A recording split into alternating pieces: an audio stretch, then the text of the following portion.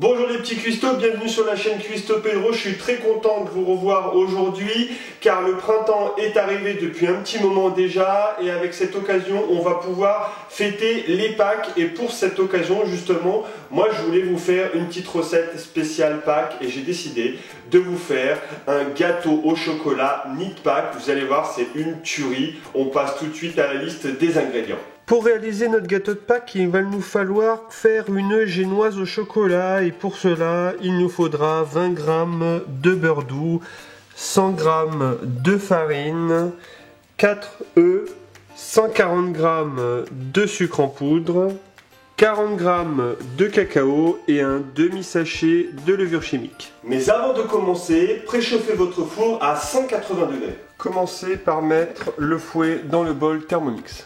Mettez les 4 œufs et le sucre.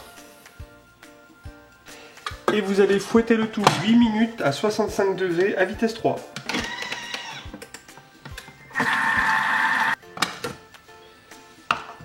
Ajoutez ensuite les 20 g de beurre.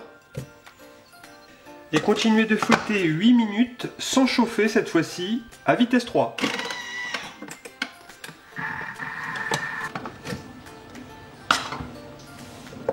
Donc ma préparation est presque terminée. Je vais devoir donc enlever le fouet, je vais réserver la préparation dans un saladier et on passe à la suite de la recette.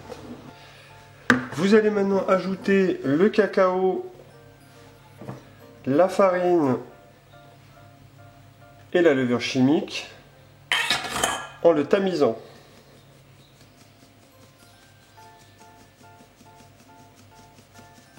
Et maintenant, vous allez mélanger délicatement.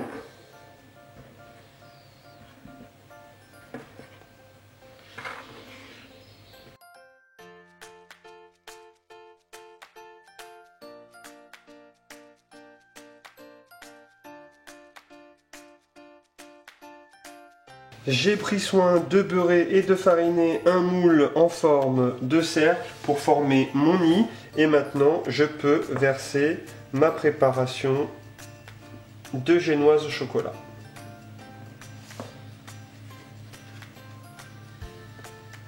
C'est parti pour 15 à 20 minutes de cuisson à 180 degrés.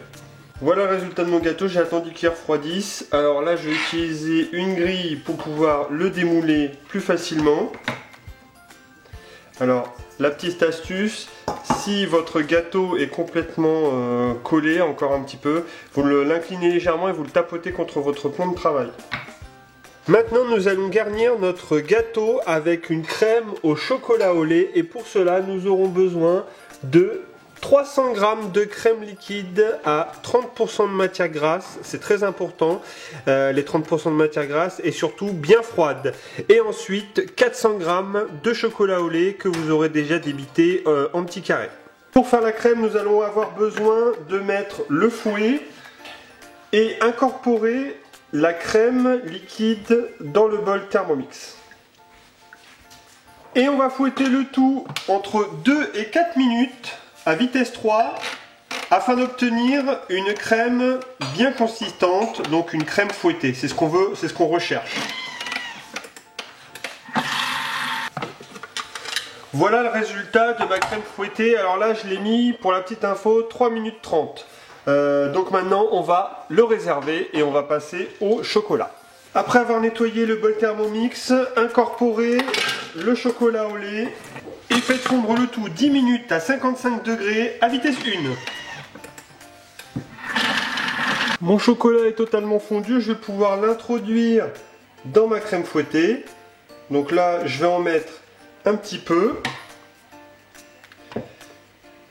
et je vais mélanger délicatement. Et je vais continuer jusqu'à temps que tout mon chocolat au lait soit introduit dans ma crème fouettée. Donc c'est important de ne pas fouetter par exemple avec un fouet. Vous mélangez juste délicatement avec une spatule, ça suffira. Une fois que vous aurez terminé d'incorporer tout le chocolat, vous laissez la crème au chocolat au lait à température ambiante. Ma crème au chocolat au lait est terminée, je vais pouvoir la réserver à température ambiante. On va pouvoir passer à la ganache. Pour réaliser la ganache qui va recouvrir notre gâteau, nous allons avoir besoin de 200 g de chocolat noir pâtissier et de 200 g de crème liquide à 30% de matière grasse. Dans un premier temps, pour faire la ganache, vous allez ajouter la crème liquide dans le bol Thermomix. Et vous allez la faire chauffer 5 minutes à 90 degrés à vitesse 1.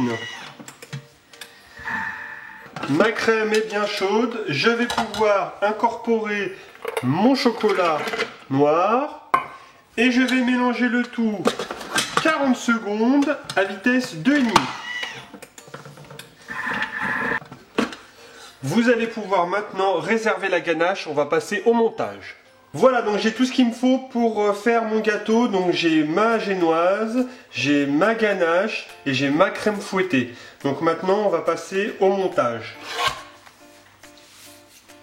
Je vais commencer par découper mon gâteau. Alors ce qui est très important, c'est que le gâteau soit bien refroidi, parce que sinon vous allez faire de la charpie lors de la découpe.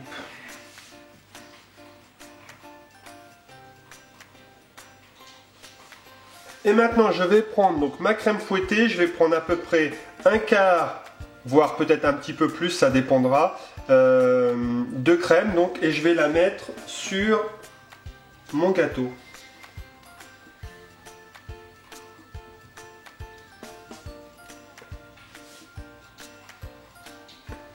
Et après le reste je le réserve parce qu'on va utiliser une poche à douille.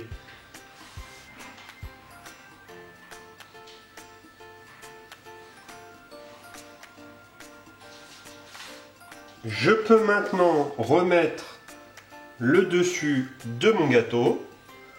Je vous conseille maintenant d'utiliser un plateau parce qu'on va mettre notre ganache sur notre gâteau. Donc là, on va recouvrir entièrement.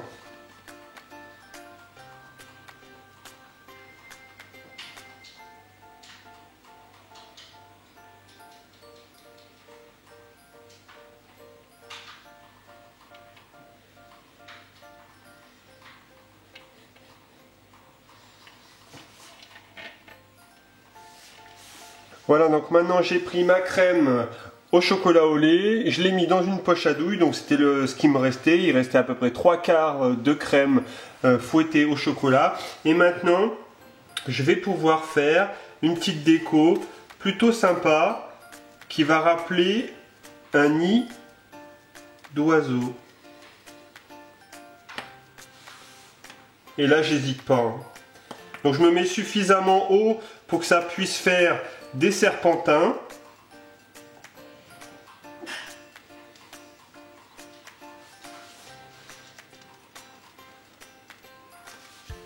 Et vous pouvez pour la déco rajouter des petits œufs liqueur que j'ai trouvé dans le commerce. Donc là je vais les éparpiller un petit peu partout. Ça va vraiment finir la déco de mon gâteau de Pâques.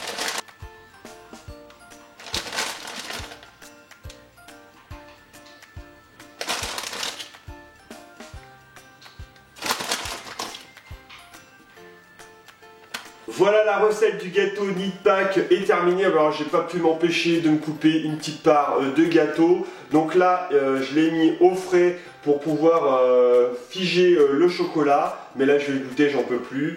Donc on peut voir avant qu'il y a plusieurs étages. Donc c'est normal, c'est ce qu'on a fait. On a la mousse de chocolat, on a la crème de chocolat au lait, on a encore donc de la mousse de chocolat, donc c'est de la génoise, c'est pas de la mousse d'ailleurs, et ensuite on a notre petite déco et notre glaçage au chocolat. Je vais goûter parce que là j'en peux plus. Voilà, je pense que ça va être une tuerie.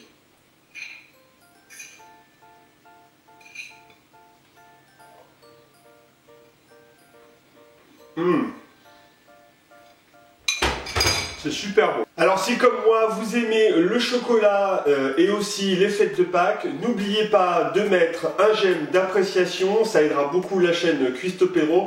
Et si vous voulez d'autres gâteaux de ce type, donc des recettes un petit peu plus longues que d'habitude, n'oubliez pas de mettre des commentaires, je n'hésiterai pas à y répondre. N'oubliez pas non plus d'aller faire un tour sur mon compte Instagram, donc Cuisto Pedro, où je poste des photos de tournage ou des photos de mes créations du moment, parce que je fais des créations de temps en temps et je les mets pas forcément en vidéo sur YouTube, mais je fais des photos sur Instagram. Donc si vous voulez les voir, et puis pareil, échanger, faire des commentaires, n'hésitez pas à les voir sur Instagram. Je vous remercie d'avoir suivi cette recette et je vous dis à plus pour d'autres recettes. Ciao, bye bye!